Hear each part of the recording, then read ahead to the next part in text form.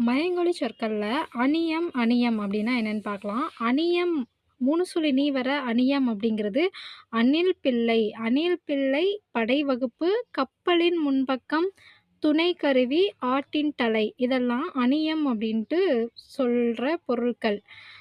அணிற்பிள்ளை படைவகுப்பு, கப்பலின் முன்பக்கம், துணை கருவி, ஆட்டின் தலை.